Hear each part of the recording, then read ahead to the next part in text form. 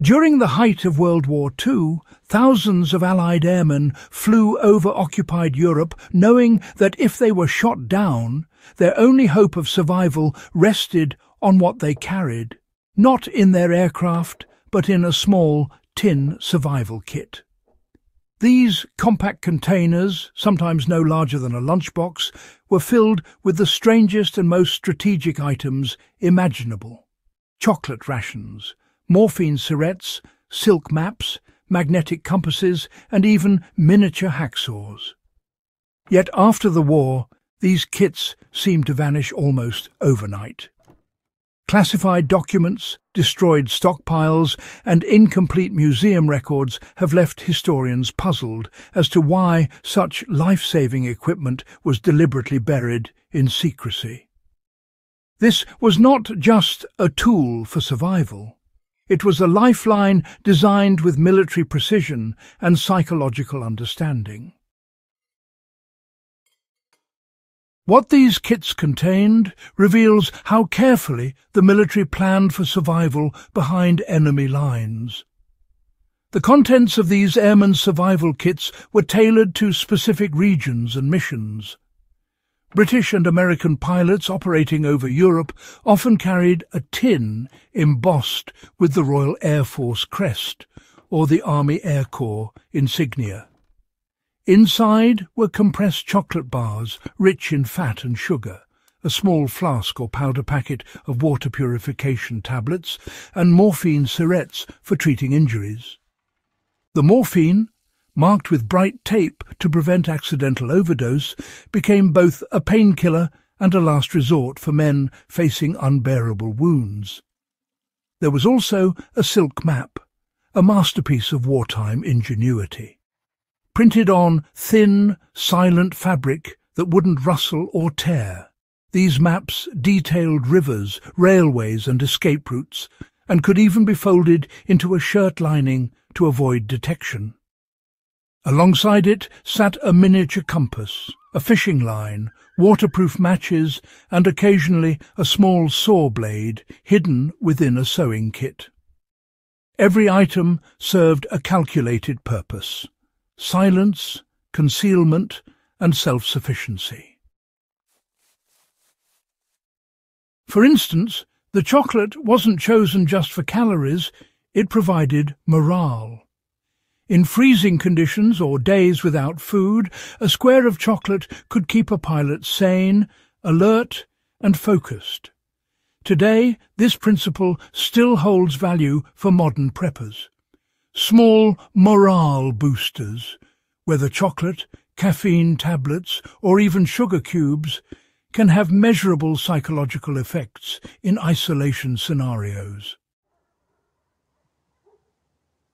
The training behind these kits turned ordinary pilots into temporary survival experts. Possessing the kit wasn't enough. Pilots were trained to use it like a second weapon.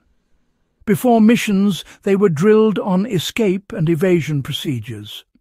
British Mi-9 instructors demonstrated how to identify friendly resistance networks, read covert map codes, and avoid leaving footprints or fire traces. Pilots learned how to cut through barbed wire with the hidden saw, how to boil water using fragments of aircraft metal, and how to ration their chocolate for maximum energy over several days. Modern survivalists can learn much from these methods. For example, limiting food intake early in a crisis preserves metabolism and prevents premature exhaustion, a principle used by downed airmen who, believe it or not, sometimes survived over a week with little more than a few biscuits and water tablets. Likewise, the silk maps serve as inspiration for compact, durable mapping solutions today. Survivalists now laminate key maps or print them on Tyvek fabric, replicating that same durability and silence. Why these kits vanished after the war remains one of World War II's subtle mysteries.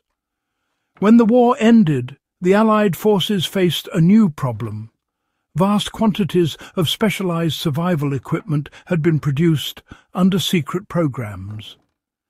Many of the contents, especially morphine and amphetamine tablets used to maintain alertness, were considered controlled substances.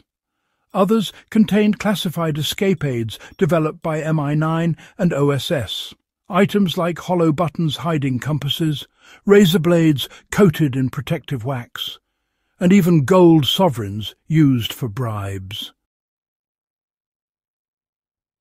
Rather than risk these tools falling into enemy hands during the early Cold War, the surviving stockpiles were systematically destroyed or archived. Some historians suggest another reason. These kits represented a level of autonomy the post-war military no longer wanted to encourage. The survival of a single pilot behind enemy lines was less a matter of standard protocol and more a psychological war of independence, a narrative that didn't fit the new bureaucratic military order. To this day, complete phantom kits, as collectors call them, are exceedingly rare. Museums, may have partial examples, but very few contain the full array of escape tools. A handful have surfaced in estate sales or forgotten RAF depots, often with the original chocolate bars still sealed and silk maps folded tightly inside. For modern enthusiasts, the Phantom Airmen Kit is not just a relic. It's a lesson in minimalist preparedness. It really demonstrates how survival gear doesn't need to be bulky to be effective. Every ounce mattered in those aircraft, so each tool served multiple roles, like a sewing needle that doubled as a lockpick, a tin that acted as a small water boiler, or a fishing line that could double as a snare. Those building their own modern survival tins can apply these principles easily. Start with a compact waterproof container. Even an Altoid-style tin will do, and include essentials that reflect the same balance of nutrition, navigation and first aid. A high-calorie bar, a lightweight map section of your region, purification tablets, a few painkillers and waterproof matches really do replicate the philosophy, if not the exact items, of the World War II originals. The key is intent. Prioritize silence, concealment, and simplicity.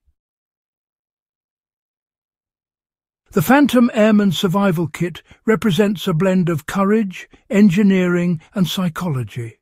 The mindset that survival begins long before disaster strikes.